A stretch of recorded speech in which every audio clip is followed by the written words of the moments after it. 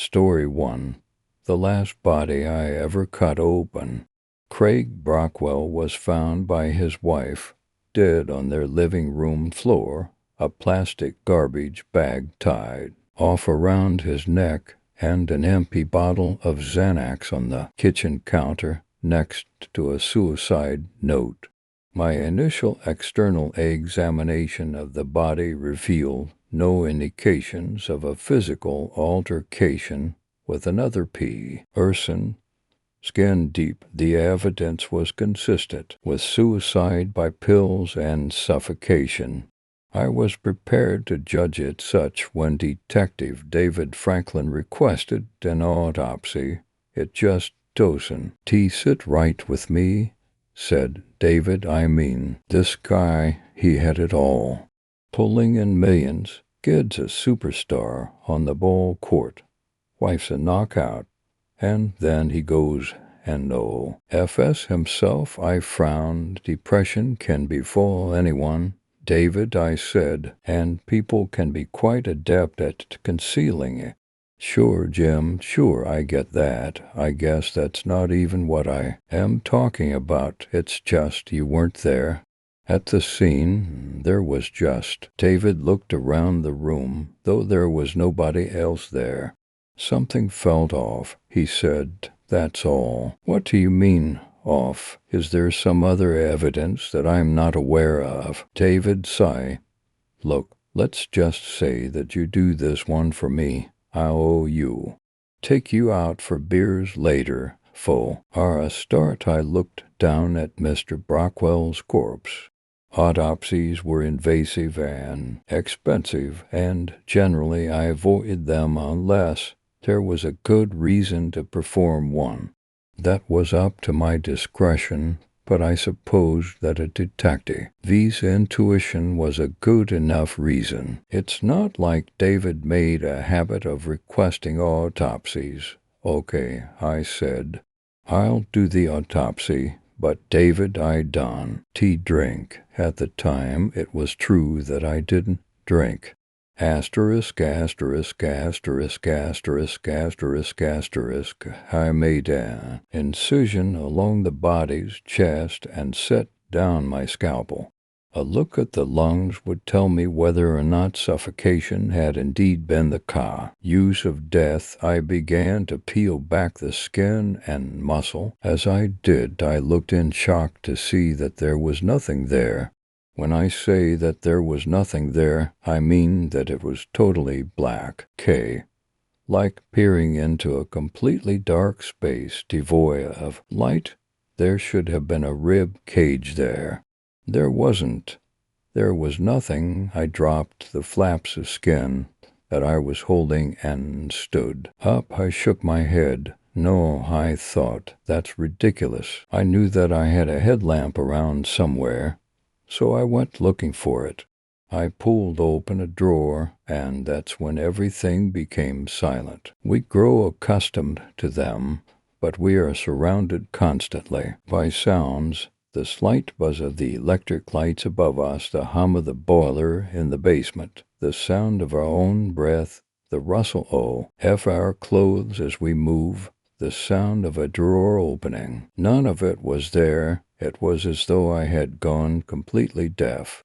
I don't know why exactly, but I had a sudden urge to look at the body on my examination table. I turned my head, but it turned far slower, and I intended, as though I were losing control of my body, or time had slowed down, or the room had become thick with some invisible substance. The dead and naked body was just as I had left it, of course, with the incision along its chest, and the skin there curled back slightly from where I had begun to peel it. All at once, a rush of sound returned to my ears, and my movements resumed their typical speed.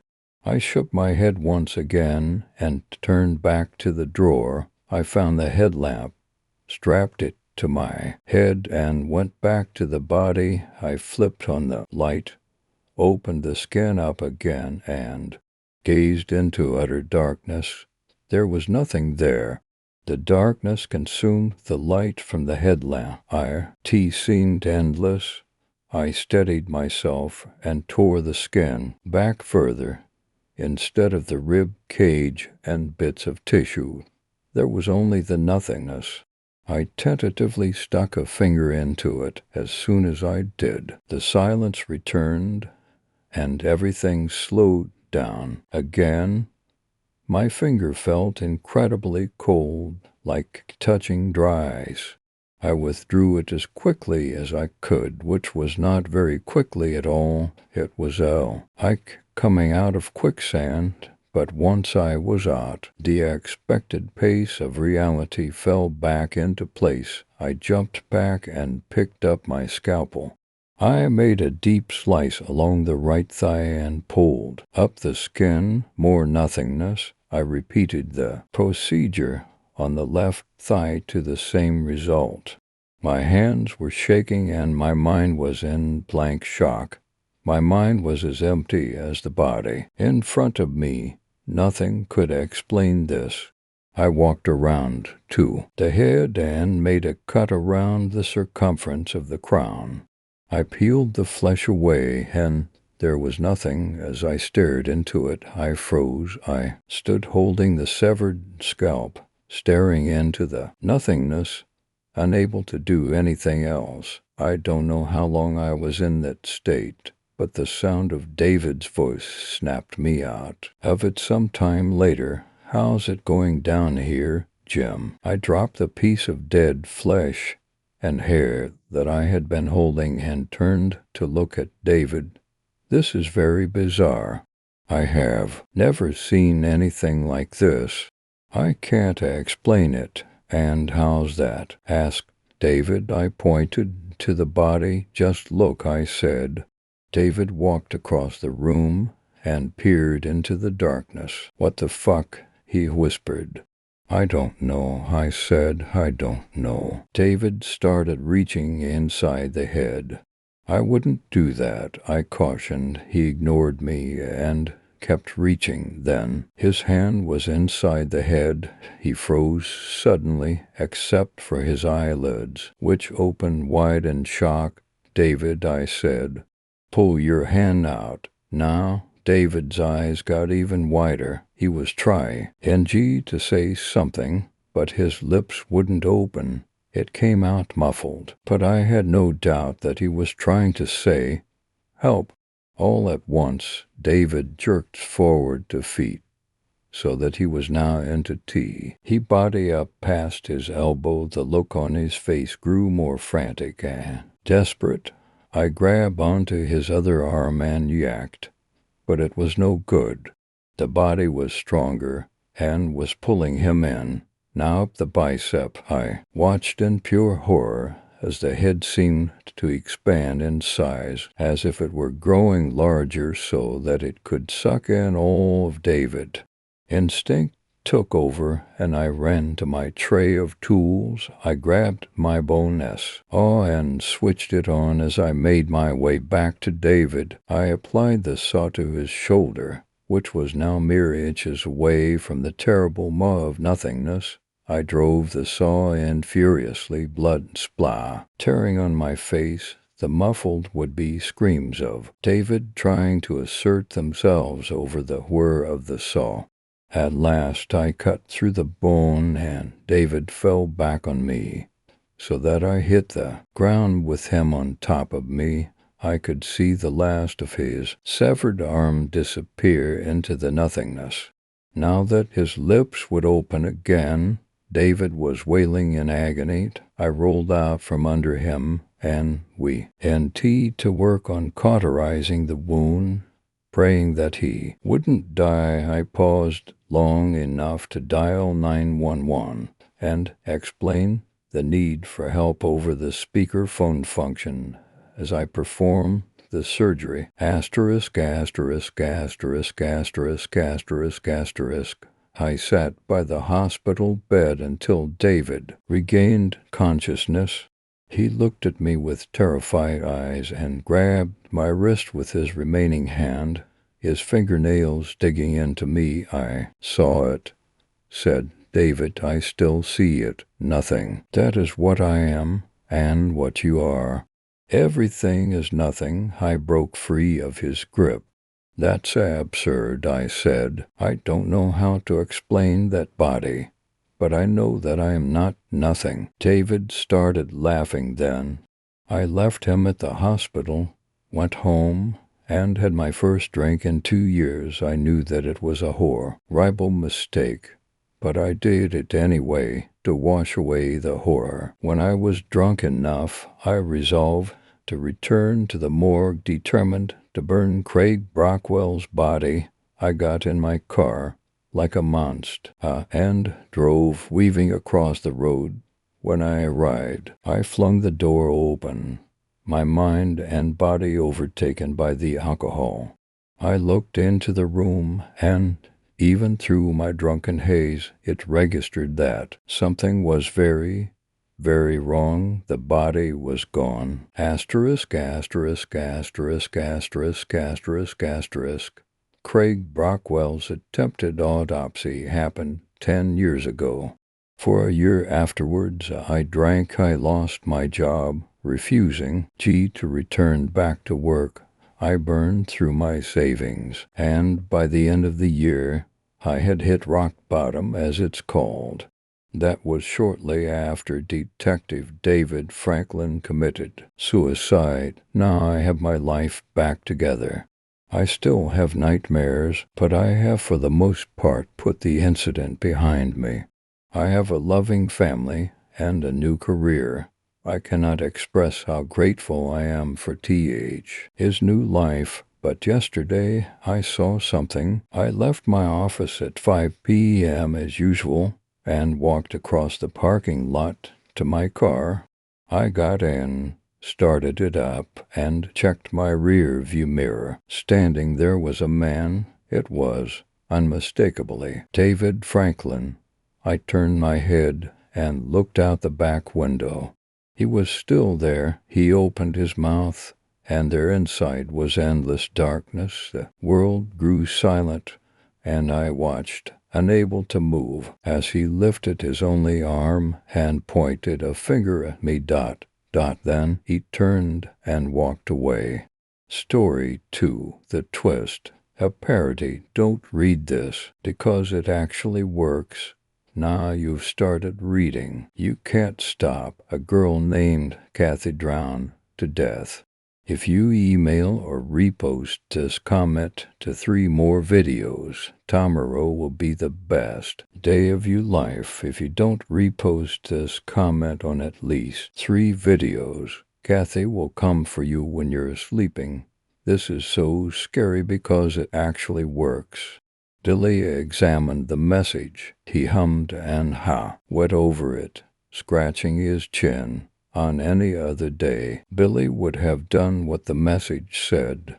After all, he didn't want to die within 3 days, and he did want to have the best day of his life tomorrow. But today was different. Today, Billy was 8 years old, far too old to be dabbling with such nonsense.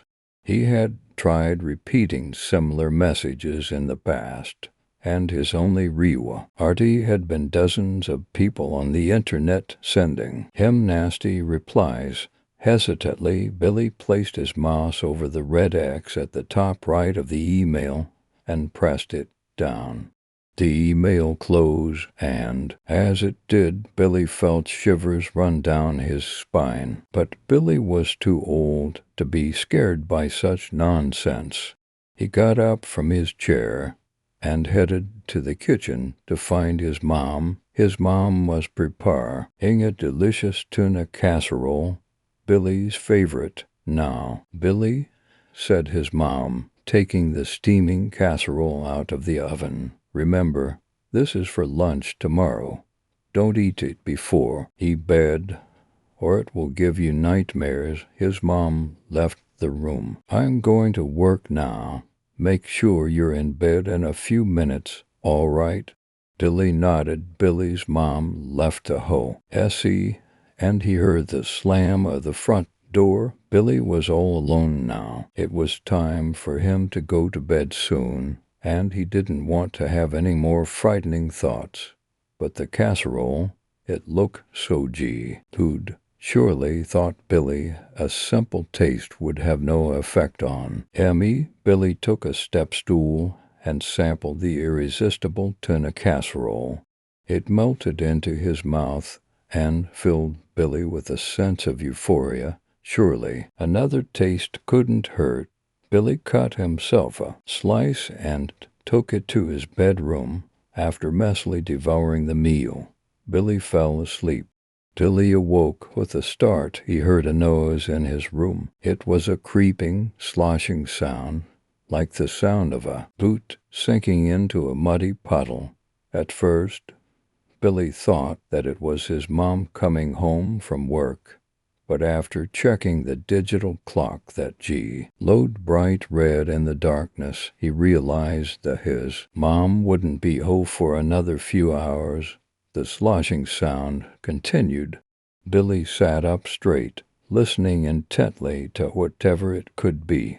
He crept downstairs and saw muddy footprints leading straight into the front hall of his house. He gasped. Now Billy was frightened. Now Billy felt like a child, too young to be a part of such a frightening world. He considered bolting out the front door, but Billy calmed himself down. Maybe it was simply his mother, home early, after all. Billy crept after the footprints. Billy knew that his mother would never trek such a mess through his house, but Billy still had to be sure. The footprints came to a dead stop in the kitchen. Billy poked his head through the doorway and turned the lights on. There, sitting on the kitchen table, was a girl about his age, eating the tuna casserole. Her hair was matted, wet and black, her skin fetid and rubbery, and her eyes glowed, as red as his alarm clock upstairs. Billy gasped, startling backwards and crashing against the wall, sliding to the ground. The girl got up off of the table and steadily advanced towards him. "What's wrong with you?" she said. "I'm just—" Billy wouldn't listen to the she-witch's horrible taunting. He tore past her and grabbed the nearest weapon in the room, the tuna casserole. Using the brunt of the glass container, he smashed it over the girl's head. A steady stream of blood poured from it, and the girl lifelessly collapsed to the ground. The tuna casserole was now spread all over the floor, messily decorating it with bits of cheese and fish. Billy took a sigh of relief, as any moment now the girl would evaporate into a puff of black smoke. However, the girl just lay there, lifelessly. Billy thought for a moment that he had made a mistake. He kicked the girl a bit, but she continued to lay there lifelessly. Looking outside, he noticed that it was raining, which probably explained her hair and the boots. Billy shook the girl frantically, but there was no response.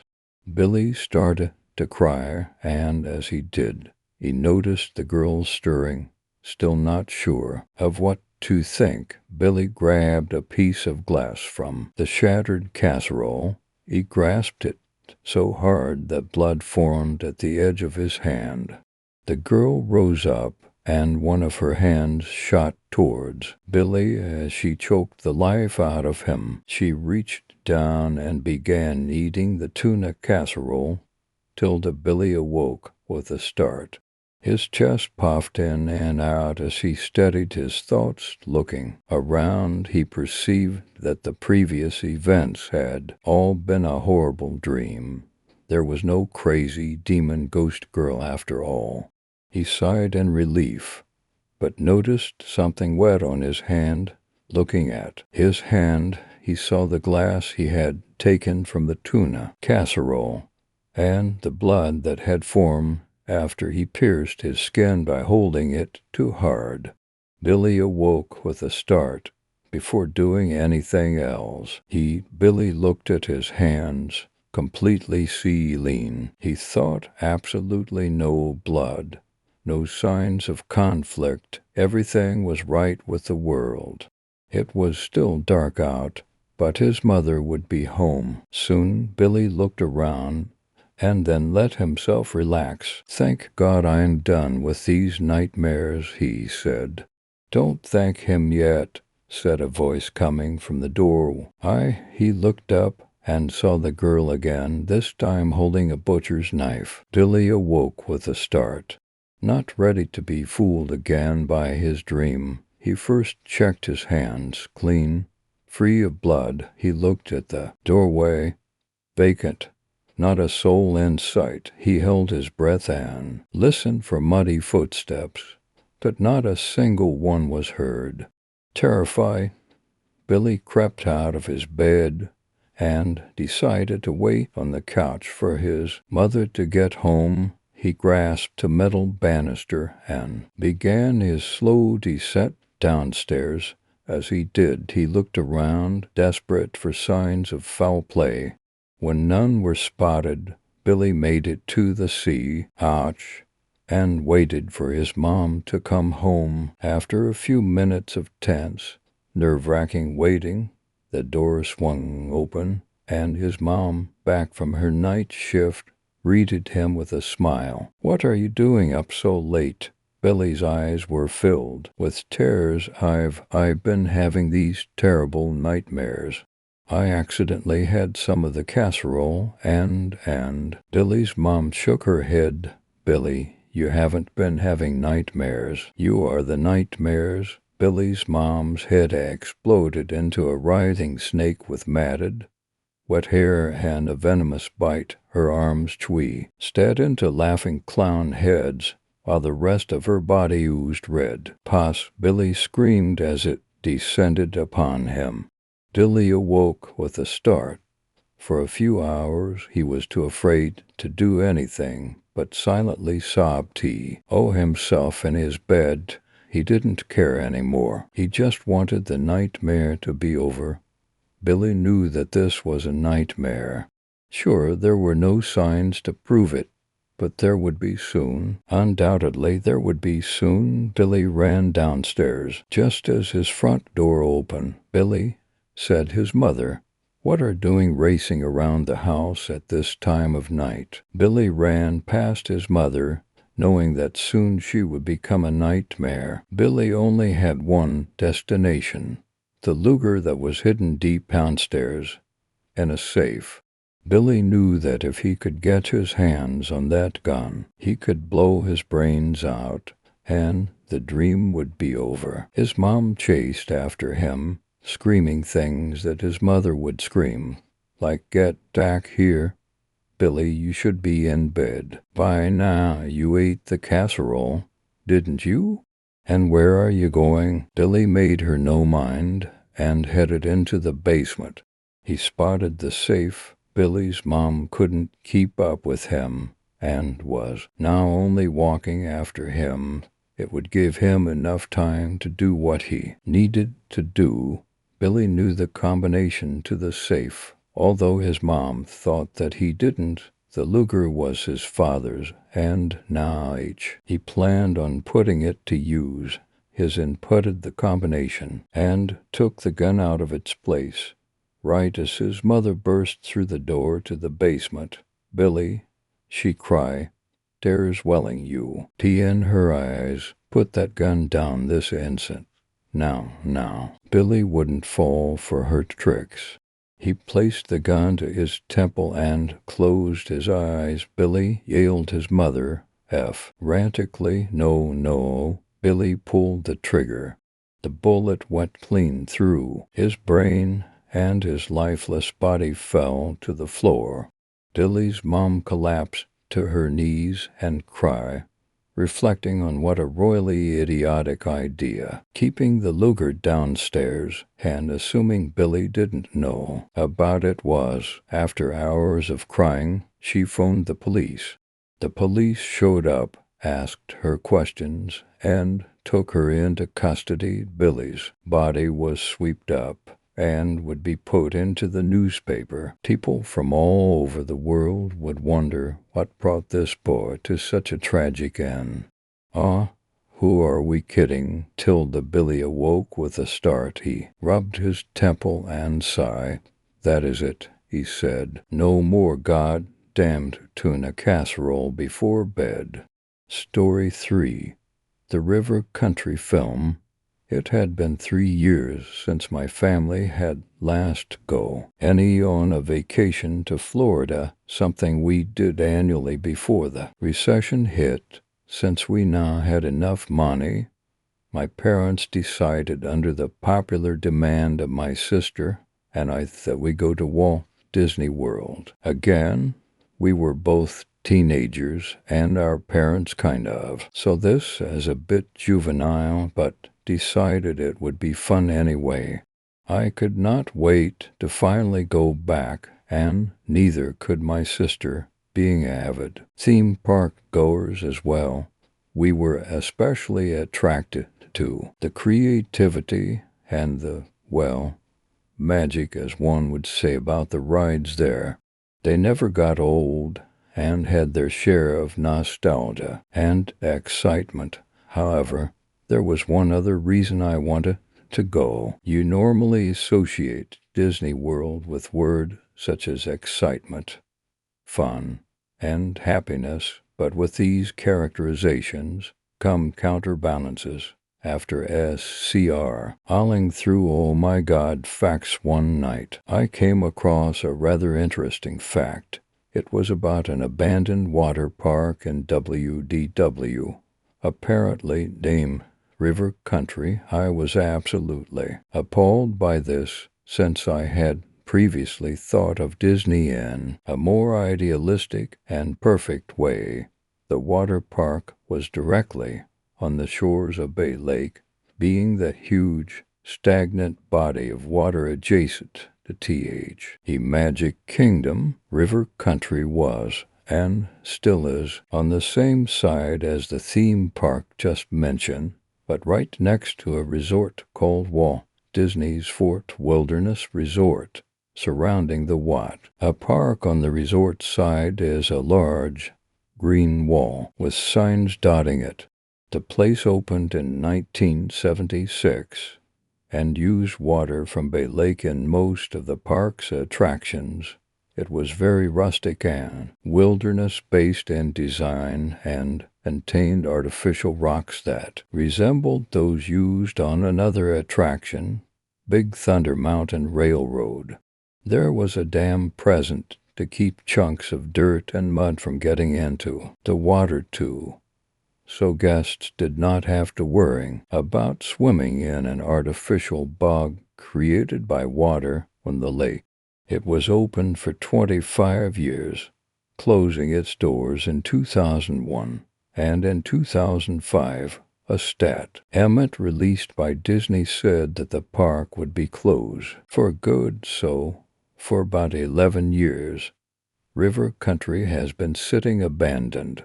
Nature is in its advanced stages of reclaiming the area, but the slides remain, and so do the artificial rocks and the small pond, now a swamp that was used for swimming.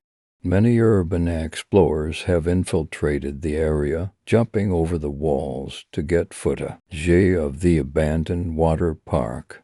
One of the most controversial things about the park nowadays is why it closed, which is what I was destined to find out. I wanted to see some real footage of the area before it closed as well, since from what I heard, it was very joyous and bustling with tourists compared to its ghost town status today.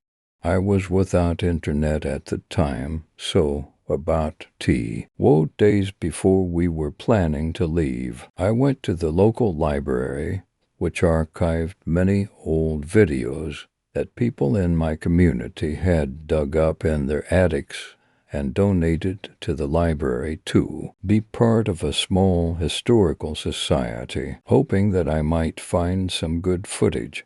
I asked the librarian if they happened to carry any videos concerning family vacations. She nodded and brought me to a small section containing many old VCR cassettes and a few DVDs here and there.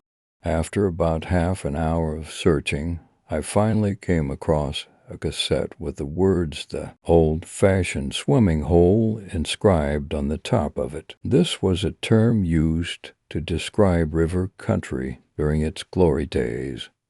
So I took it, almost certain that it was the footage I was looking for. I asked the librarian if I could sign it out, but she told me that the historical videos had to stay in the library.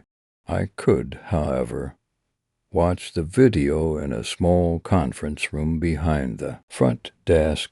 The librarian led me into the windowless room, and I took a seat in front of the television. She left the room and closed the door so that the audio would not disturb any of the youth. A library patrons, I popped the cassette into the VCR under the TV and turned the lights off so I could see the video better. I was expecting the quality to be low anyway. For about half of a minute or so, the screen was gray and was accompanied with a loud beeping noise typical for old VCR cassettes. The gray soon disappeared, showing footage of two individuals in front of the entrance to river country. They were both men, and it was either very late at night or very early in the morning, as nobody else was in the park. Very few of the water park's lights were on either. On the bottom left corner of the screen, the date November 1st, 2001 was displayed. This was significant because the water park closed for good the very next day.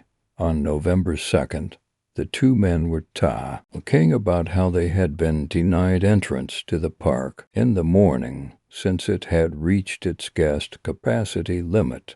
They also stated that at only these hours of night could they get past the park security. The two walked up to the bigger water slides in the park, which led directly into the pond supplied by the green water of Bay Lake.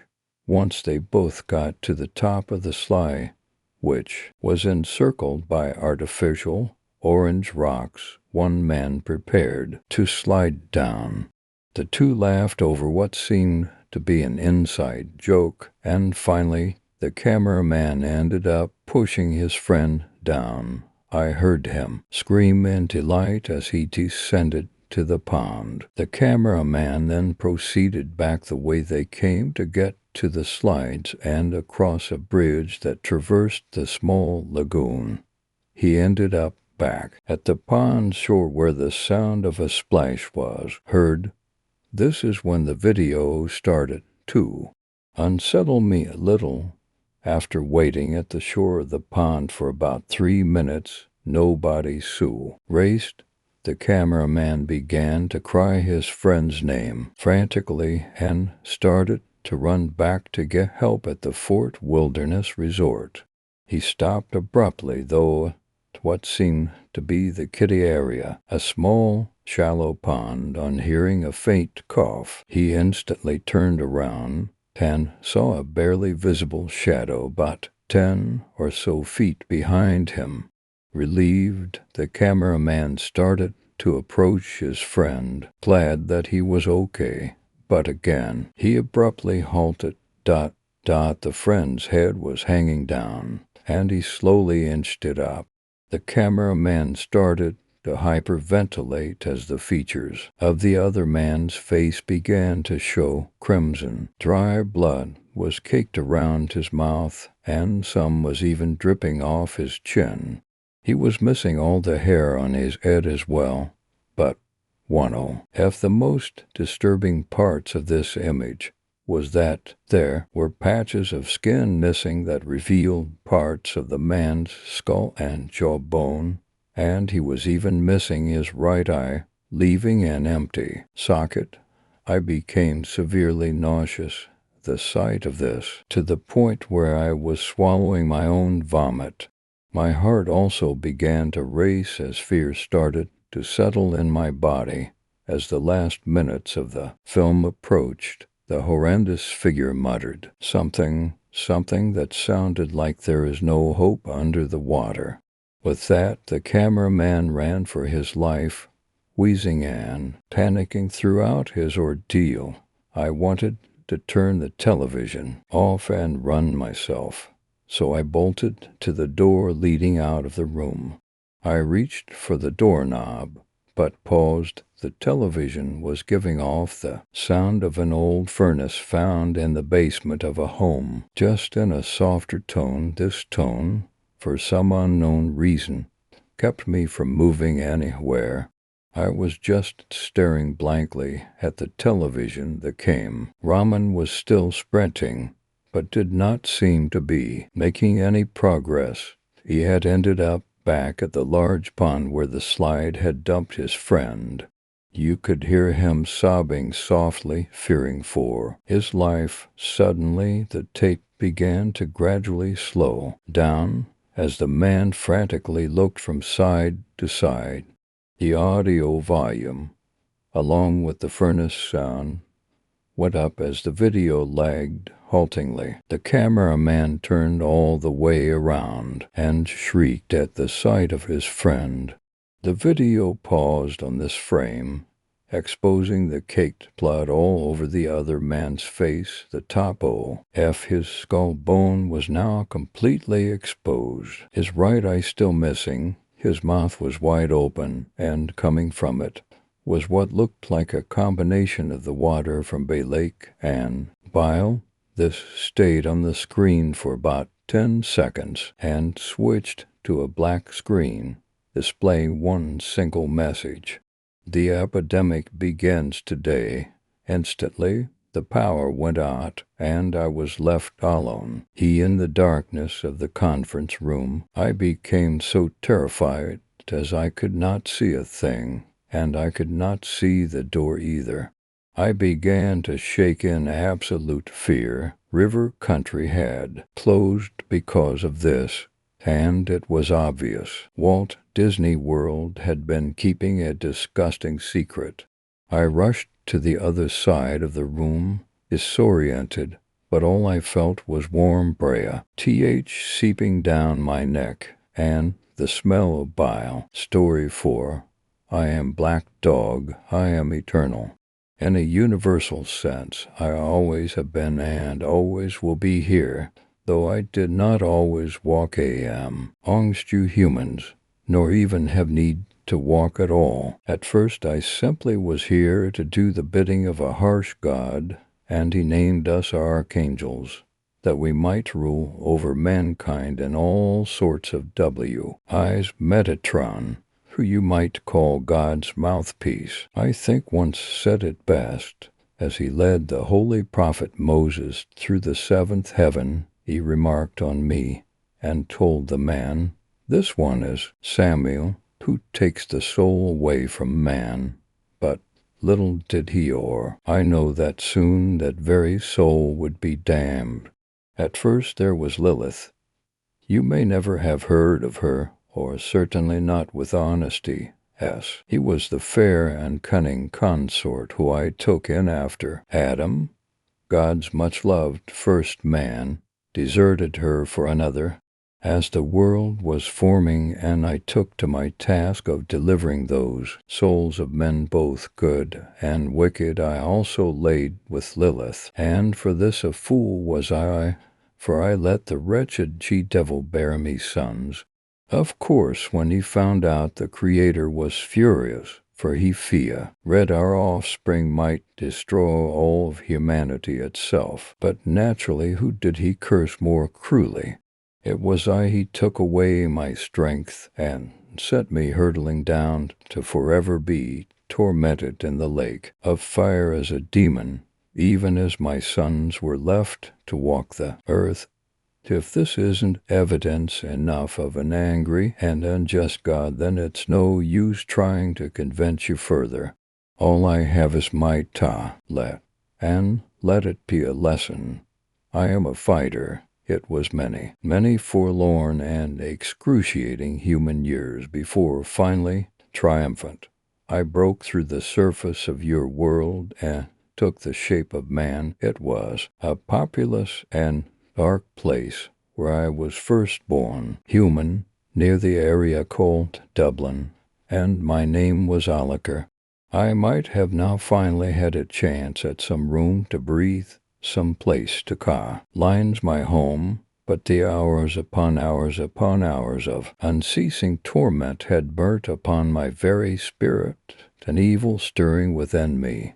I thought of Lilith, she that had caused my downfall, and I thirsted for the blood of harlots. I took pleasure in the pain and terror on the farm girl's face as I mercilessly ravaged her, only to strangle her when the deed was done. And just like that, I was an agent of death again. I waited until nightfall for the innocent and weak to sat my bloodlust. But man is so petty, so very compelled to follow what God passed down as law, and so I was branded a murderer and rapist of women, sentenced to a dungeon far better than the ones I had seen in hell. Black Dog Prison, a curious name, I thought, and ironically I was condemned to die not long thereafter. I am unafraid of death, after all. Once I had come into a mortal being, I had the ability to move, to change. As my sentries at the prison were particularly irritating to me, I took great pleasure in hanging myself to rob them of their execution just hours before its time, and I went aloft in search of another vessel. I suppose I might be sentimental, or just truly enjoy a turn of phrase, because I became a loathsome, black dog-like beast, thought they were so brave, take up pitchforks and wooden clubs and beat down any pigs, boars, or black beasts they could find, all while I hid myself inside a cave and waited for the inevitable, for my beast self to be declared defeated, at which point I decided to move on.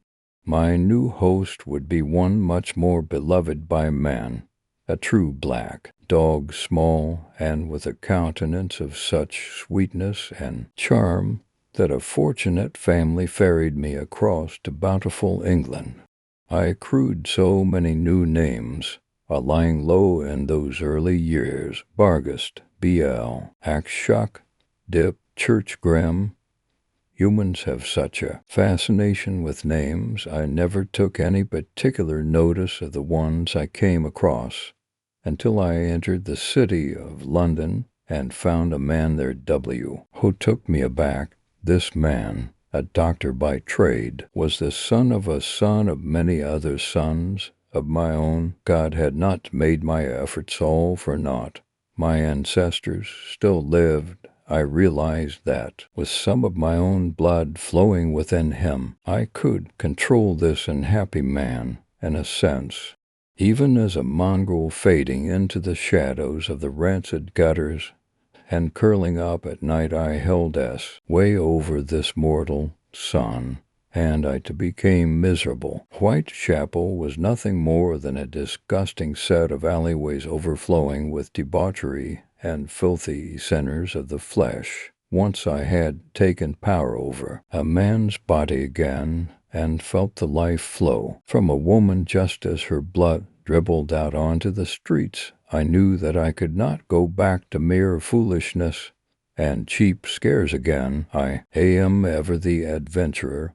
The affair in London inevitably had to end, as I had no plans to become imprisoned further, and so I shook off the dog's form and briefly took hold of an immigrant beau. And for sweet, plentiful America, once again good fortune struck, and another one of my blood descendants presented himself on a street in Chicago as I again roamed a canine. Inside his body I shivered with thrill as the women screamed with no one else to hear them, sealing them into rooms and later opening and studying their lifeless husks, as it gives me joy to see God's beautiful work so barbary. Kelly undone, again my spirit was restless, and it fled the city on for legs in search of another son, who himself was truly demonic.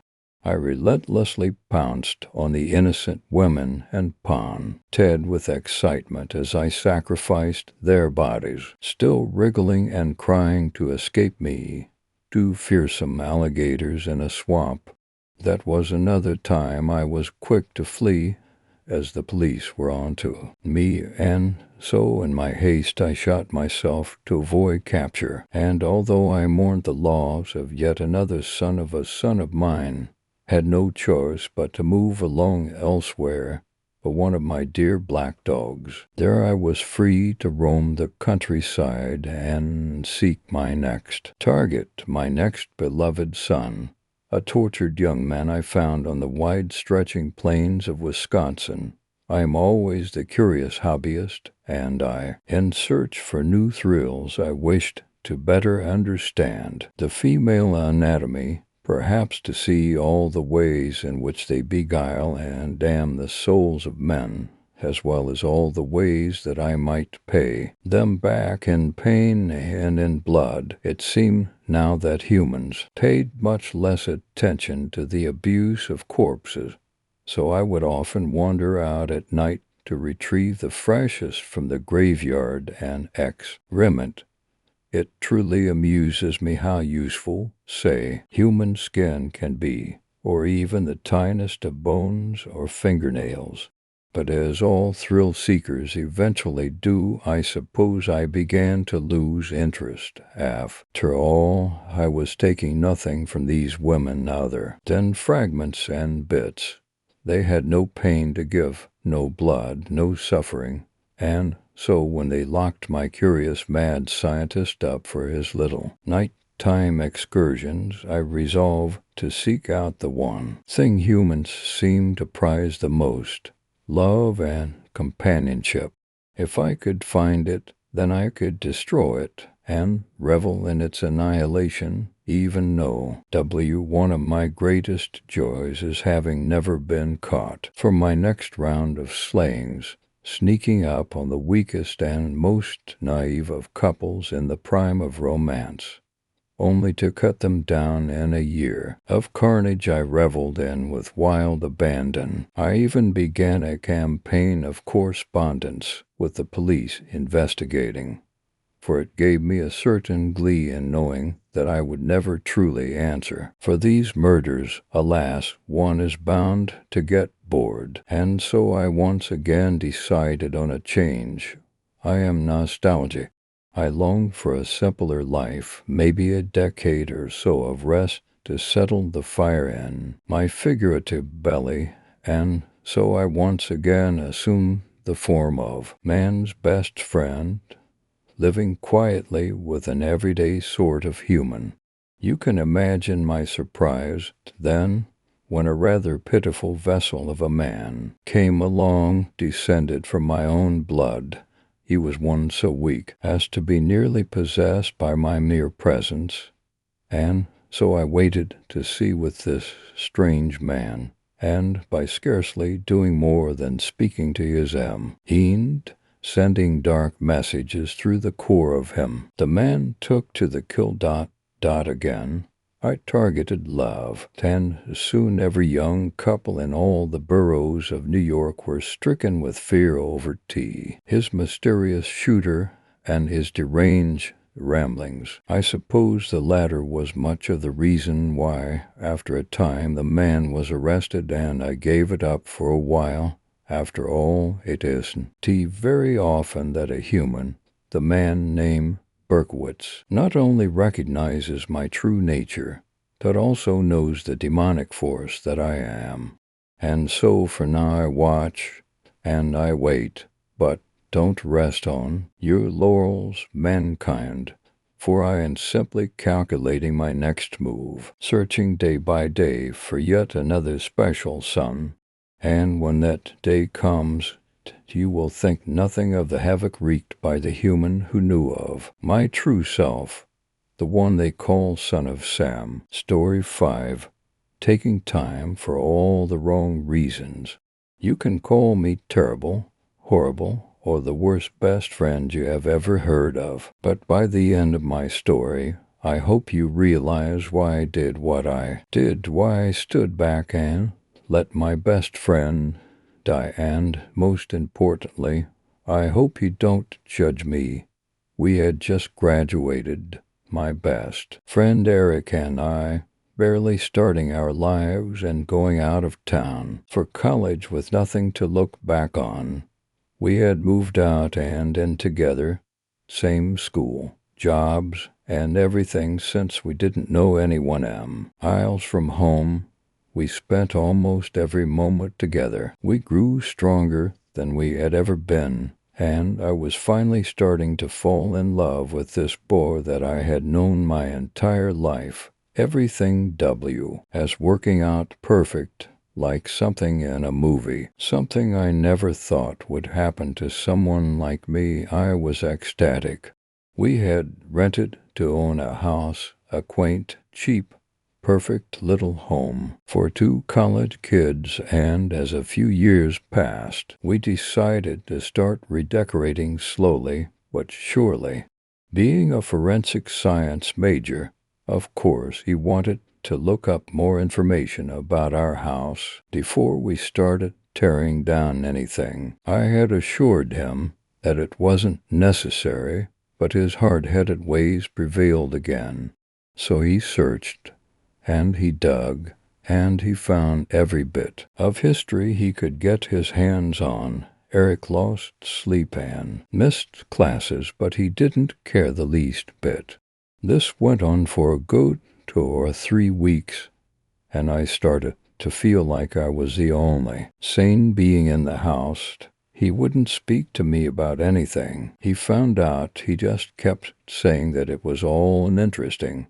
But those bags under his once brilliant blue eyes proved to me that every single bit of what he uncovered was much more than uninteresting. I soon convinced Eric that he needed to go back to school, that he was acting ridiculous and couldn't afford to do this anymore. He agreed after a while, and I began my planning. I was determined to find out everything he knew one way or another.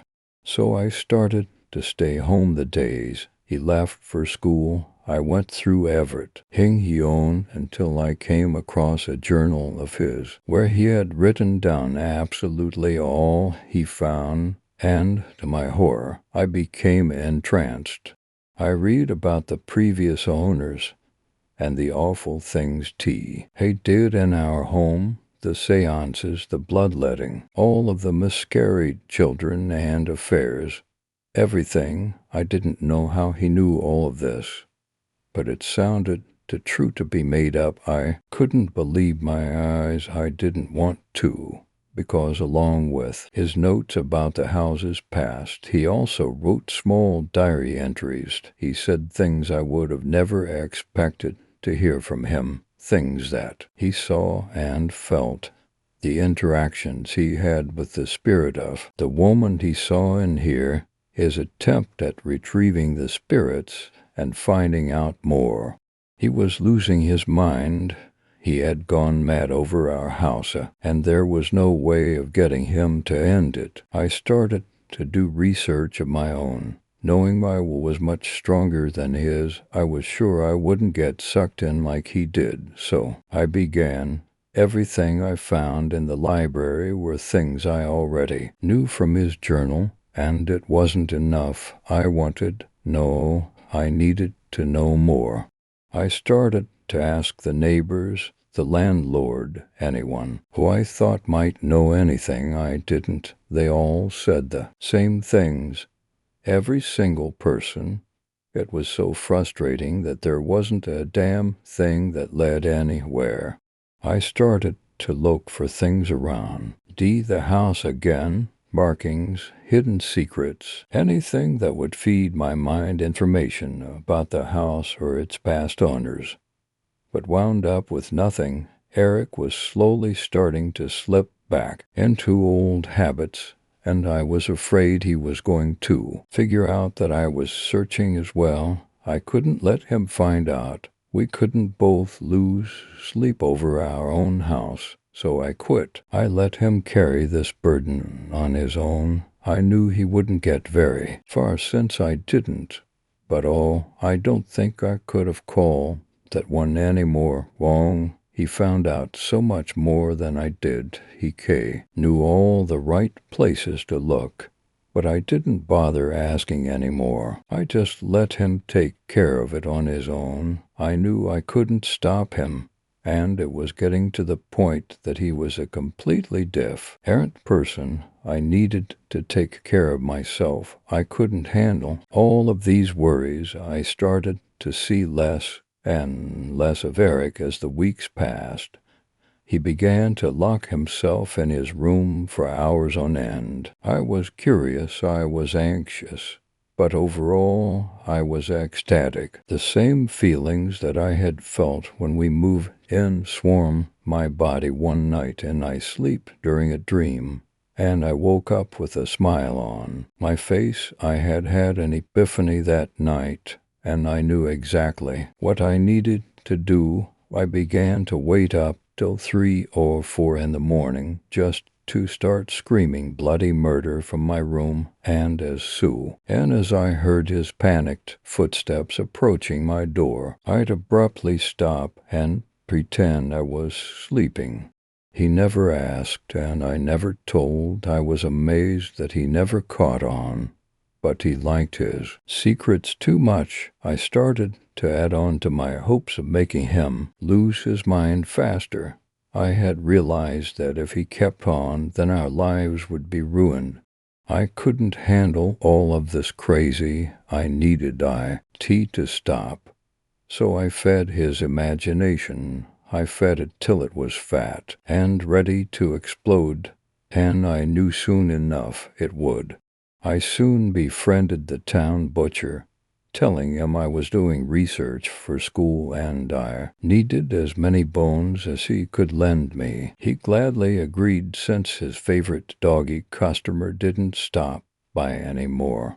So I collected in secret all of these tools that I needed to set us free. After a good month or so, I had what I wanted. One night, as Eric was sleeping soundly, I crept in and placed each bone on his wooden floor, quietly, perfectly, and returned to my own bed. That night I couldn't sleep, as disgusted as I am now by those feelings. I felt like a kid on Christmas Eve back then. So I did what I did almost every week. I screamed louder than I ever have, and as soon as I heard him return my scream with one of his own, I knew he had found my gift to him.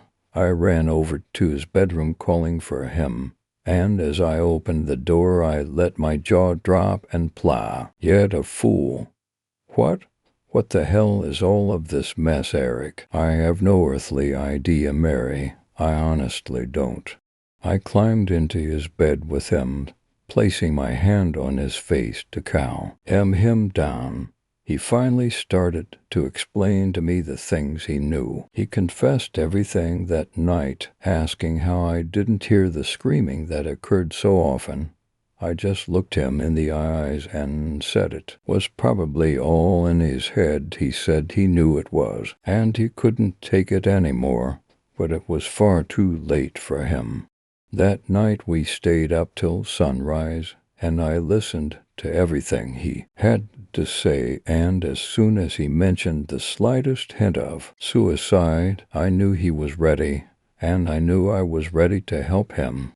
That evening we sat at the dining room table in silence, the first time we had sat there together in a month. I looked at him and I could just see how he was sick of it all. His eyes cried into mine as we locked stairs. I felt him ask me for help in those 5 minutes. He sat there, and without a word, we both got up and headed to his room. He sat on his bed, and I walked around his floor of decay for a few seconds. I came to a halt at his knit stand and slowly opened the top drawer. A lonely .357 Magnum sat atop hundreds of pages from a torn-out book, and I knew exactly what our next move should be. I took the gun casually in one hand and gave him a soft, warm gaze in his eyes and handed him his future. He looked down at his hands and then back up at me. He knew exactly what he wanted, and he was glad I was there to help. He let out a deep sigh, and I turned around, knowing that it was time. The seconds that it took felt like hours, as if it didn't go by fast enough. My ears only rang, and I darted around to see the mangled head of my love buried face down in his pillow. I didn't scream or cry. I didn't even feel my heartbeat change.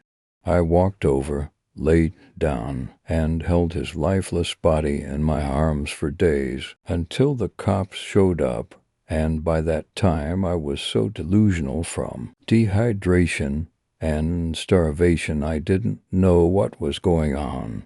I was away for a long time before they figured out it was a suicide. They didn't blame me for holding him, and I was found not guilty. It's been years since I've been able to tell my story of how it all exactly happened. No one would believe me. They wouldn't understand that I did it out of love. They could never know what I meant. Some nights I still scream at the top of my lungs to see if he'll come running. He usually does. Story 6, Blue Robe. Long ago, there was a Buddhist priest named Kain Zenji who always wore a blue robe. He spent his days traveling around Japan, meditating, praying, and trying to help those who were in need. One evening, he came to a village he called Tomita. As soon as the people there laid eyes on him, they began shouting and screaming. The women and children fled, screaming and wailing, falling over each other in their rush to get away. The men grabbed their weapons and came running towards him. "Kill him," they cried in alarm. "Kill him before he kills us." "What's wrong?" asked Kain as he put up his hands. "You have no need to fear me. I don't mean you any harm." When the men saw his frightened face, they threw down their weapons and laughed nervously. "Sorry," said one man, W. "He thought you were somebody else." "Yes, we apologize for the confusion." Another man said sheepishly, "It's because of your blue robe," said another. One of the men introduced himself and invited Kain to stay the night in his house. He said he was the village blacksmith and offered him food and drink. "When we saw you coming, we thought you were a demon," he explained. "Why would you think that?" asked Kain. "Do I look like a demon?" "Well, it's a horrifying story," replied the blacksmith gravely, "but I might as well tell you. On the mountain above this village, there is a temple, and the priest who lives there wears a blue robe just like yours. This priest used to have a reputation for being highly intelligent and kind-hearted. He visited all of our houses, and he was always nice and polite. The people trusted him. All that changed last spring. The priest went to another village to perform a baptism. When he came back, he had a young boy, W. With him, he was a very good-looking boy, about 12 or 13 years of age. The priest spent all his time with the boy, and it was almost as if he was in love with him. Everyone thought this was very strange. Then the boy was struck down with an illness. His condition became very serious, and a doctor came from the city to take care of him. Sadly, it was no use, and the boy finally died a priest. He cried and cried until he couldn't cry anymore. He wailed and wailed until his voice gave out. Strangest of all, he refused to allow the body to be buried or cremated. Instead, he held the boy's corpse in his arms and clutched his hand and caressed his cheek as if he was still alive. We didn't realize it at the time, but the priest had gone stark raving mad. One morning, some of the villagers visited the temple, and what they saw made them run away screaming in horror. The priest was eating the boy's flesh and licking his bones. They said the priest had become a demon. Ever since then, the priest has terrorized our village, coming down from the mountain night after night and digging up the graves in search of more corpses. When he finds a fresh one, he ats it. We've all heard the old stories about demons, and the people live in fear. Every house is tightly boarded up at sundown, and word has already spread throughout the area. People are come here anymore. Now you see why we mistook you for him. What can we do to stop him? Strange things happen in this world, exclaimed Kian. There are some people who are burrow in as humans, but something goes wrong and they do evil and immoral things. This causes them to turn into demons. It has been happening since the beginning of time. In one case I know of, a woman turned into a snake eye, and another, a man's mother, became a ghoul. I know of another man who liked the flesh of children and secretly kidnapped youngsters in order to have them steamed and served as food. A friend of mine who is a monk was passing through a village, and he stayed the night in an old woman's hut. It was raining and the wind was howling. He lay awake without even a lamp to comfort him in his loneliness. As the night deepened, he thought that he heard the bleating of a sheep, and soon afterwards something came sniffing around him to see whether he was asleep or awake. Cool, as a flash, he lashed out with his stick and struck hard. The creature screamed and collapsed on the floor. The old woman heard the ruckus and came in with a lamp. They found a young girl lie unconscious on the floor. The old woman begged him not to kill the girl because it was her daughter. What could he do? He left and went on his way, but later, when he came back to the village, the people were gathered around watching something. When he asked them what was going on, they told him they had caught a young girl who was a witch, and they were about to bury her alive. So what do you think happened to our priest? The blacksmith asked. I think it has something to do with the young boy, replied Kian. This priest's weird and unnatural attachment to the boy led him down a sinful path and transformed him into a ghoul. Now that I know what we are dealing with, I may be able to help you and rid your village of this wretched demon. If you can do that for us, all the people in this area would be eternally grateful, said the blacksmith. I will just need one thing, said Kian, a wooden staff with a long, sharp blade hidden inside. So the blacksmith worked long and hard. Finally, he presented Kian with the peculiar weapon he requested. It looked just like a wooden staff, but when you twisted the top and pulled, out came a long, sharp blade. With the staff in hand, Kian set out on his mission. By the time he had hiked up to the top of the mountain, the sun was already setting. The temple looked deserted, and the gates were tangled with thorns and brambles. Spiders were spinning webs on the statues, and the altar was covered in moss and bird droppings. The whole place exuded an eerie feeling of rot and desolation. Kian walked up to the door and knocked. For a long time there was only silence And then, from the darkness, a man emerged, snarling and drooling and gnashing his teeth. "Why have you come here?" he croaked hoarsely. Kyan backed away cautiously, keeping a safe distance between himself and the ghoul. "This temple is deserted, and the people have fled," he said. "In desolate places like this, evil things sometimes happen. The people tell me it is because you have become a demon. They say that night after night you go down to the village and feast on human flesh. Nobody feels safe." The priest was advancing towards him, growling like a feral dog. Saliva dripped down his chin, and he looked like he was ravenous. Kyan kept backing away. "What they say is true," snarled the priest. "Human flesh is what I eat, and tonight I shall use your flesh to fill my stomach. What if I told you there is a cure for your condition?"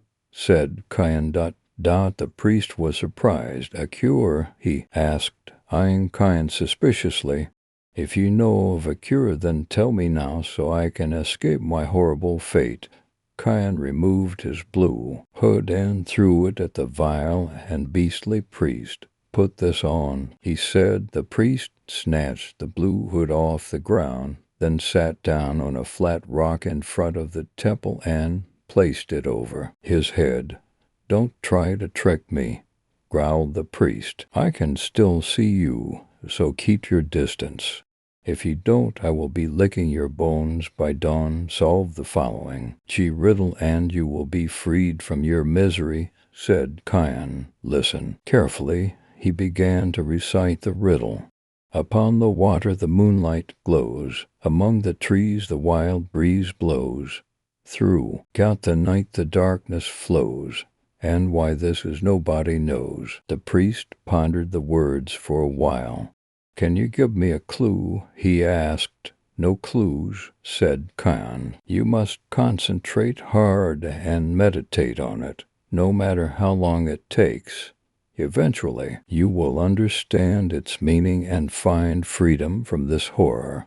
The minutes passed and the hours ticked by, and as the priest sat thinking and thinking, Kyan began inching closer and closer. He moved almost imperceptibly, shifting his weight from one leg to the other and sliding each foot an inch nearer to where the priest was sitting. The night was coming to an end, and a gray light spread out across the sky as dawn arrived.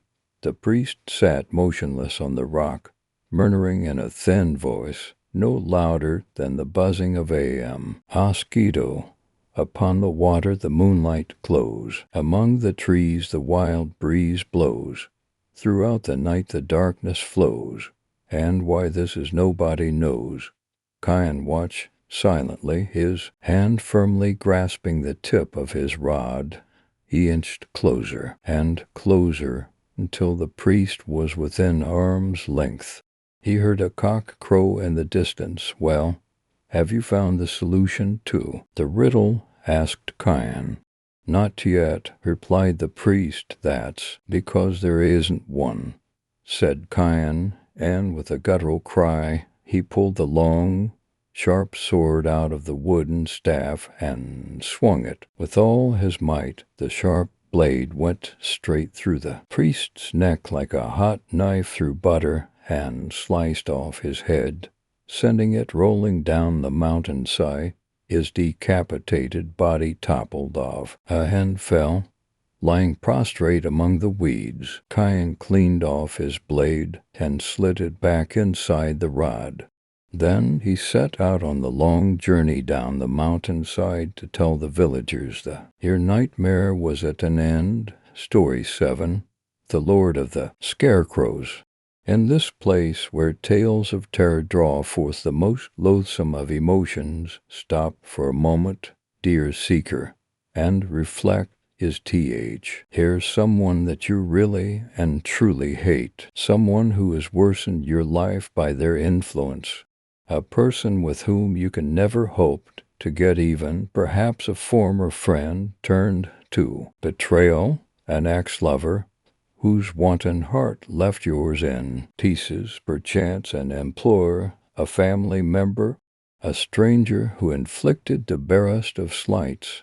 Think hard, and if you come up with an answer, then know this: you can have you revenge in an isolated field, in a place where civilization has worn thin into the whelming green of nature. You will find the thing you seek. It will not be an easy journey, and there is no guarantee you will emerge from this ordeal unscathed.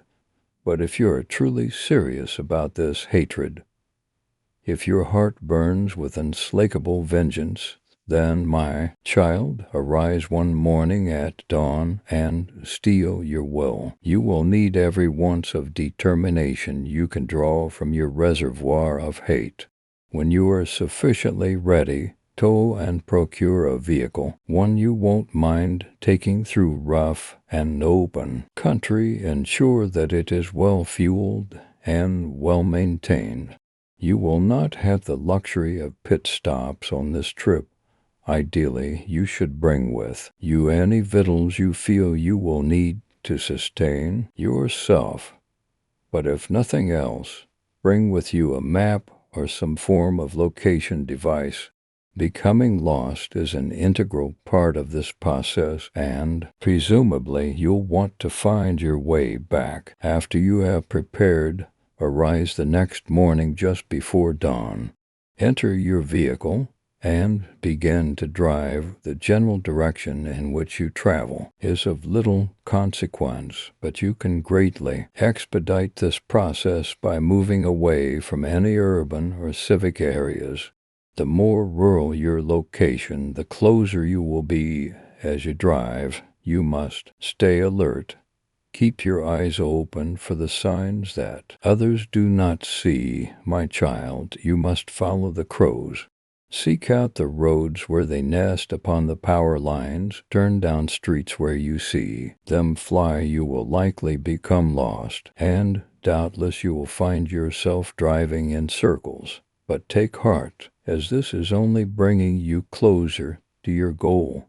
Crows are intelligent creatures. You see, they are capable of recalling faces, using tools, and complex communication. When they see you following them, they will know what it is you seek. After a time, if you are patient, they will begin to lead you. If you happen to lose sight of them, or if indeed they do not appear for you at all, then the time is not yet right for your pilgrimage, and you must return home at once. You may attempt the trip again at a later date, so do not worry overmuch. True revenge knows the meaning of patience. As the day wears on, and the crows lead you forward, you will doubtless begin to notice a shift in your surrounding area. You will find yourself in places you never knew existed, in towns ancient and forgotten, overgrown by the festering wilds. There will be no other cars at this point, no signs of life save for the crows guiding you. At this point, you have crossed over into its domain. You are a trespasser here, and return to your world is impossible. You must persist now, whatever should come your way. Very soon after your transition, the crows will begin to take you off the roads themselves. You will have to travel across open fields and treacherous U.S. terrain. If you were careful in your selection, your vehicle should be able to navigate most of these challenges. But eventually, there will come a point at which you can drive no further. At times, a rocky outcropping will impede your progress. At others, a roaring stream will prevent passage. Whatever form this impediment takes, you must thereafter proceed on foot. Exit your vehicle quickly, but make not of its location. Bring nothing with you. You, a pilgrim in a sacred space, the luxury of the material is no longer yours to possess. The crows will slow when they see you on foot, but they will themselves continue to progress. They are called here just the same as you, so be swift.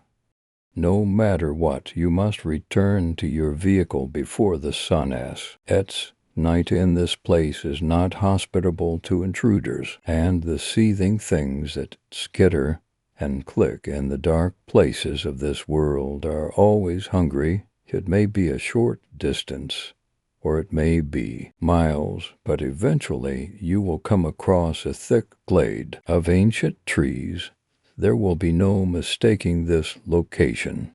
Crows will fill the air, gathering from all directions and converging upon the blighted wool. Odd, as you pass through the trees, you will see a greater multitude of the dark fowl than you have ever seen before.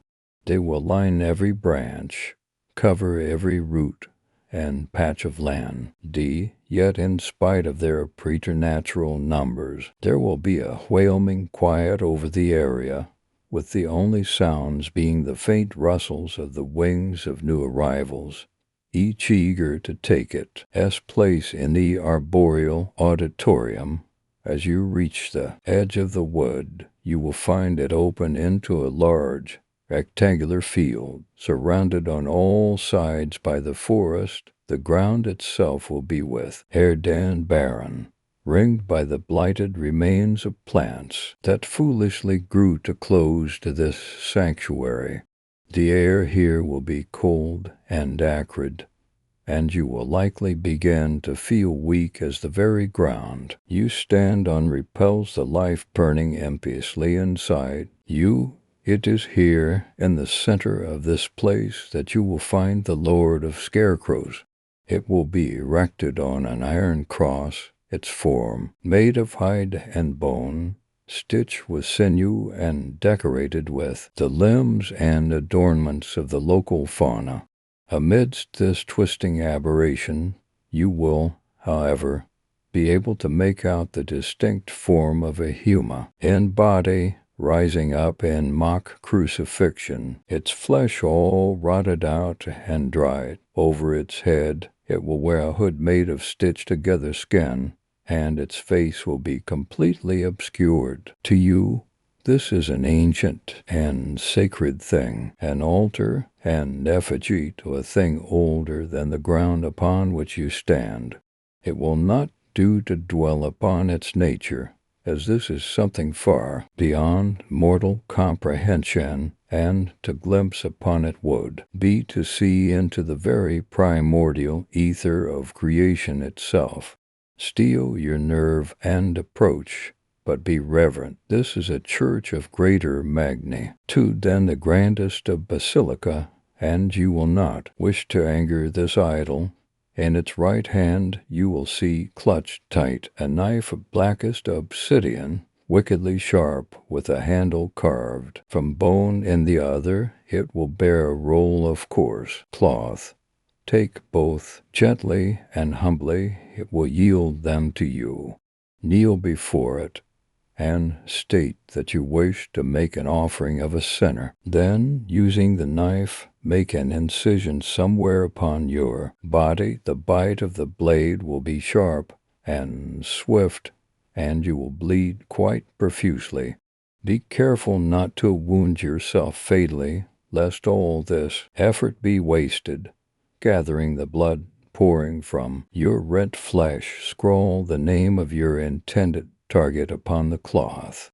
As you write, think upon the sins this person has committed, every act of cruelty, ever bitterly in fair word or deed. It does not matter how trivial, all that matters now is the hate that burns in you. It will likely surprise you with how much blood it takes to write the full name of your sacrifice, but you must persevere. When you have finished, roll the cloth tightly up and, carefully, peel the hood up just far enough to reveal the skeletal mouth of the effigy. Insert the cloth between its parted teeth, then return the hood to its original position. Now slather the knife with your blood, so that the blade is completely coated on. See it drips with crimson life. Plunge it into the heart of the idol and speak these words, "My sacrifice is made. You are free to go, but make haste. Doubtless you will have little time left before the dying sun sets beyond the horizon. As you make your way back out through the forest, you will no longer hear the tranquil silence. The air will be filled with whispers, with the recitations of sins and wicked deeds. Do not linger here. When you return to your vehicle, begin driving until you reach the road. Then go as fast as you can toward the direction of the setting sun. The shadows of this place will begin to grow and shift, but if you have followed these directions perfectly, just as the sun sinks down, a blinding flash should consume the horizon, and when it fades, you should be back in the world of the living, your car idling on an empty but otherwise normal street. Find your way back home and rest. You have earned your reward. Over the next year, the victim whose name you offered will begin to wither. All goodness and fortune will quit their lives, and every endeavor will bring to them only bitter tragedy.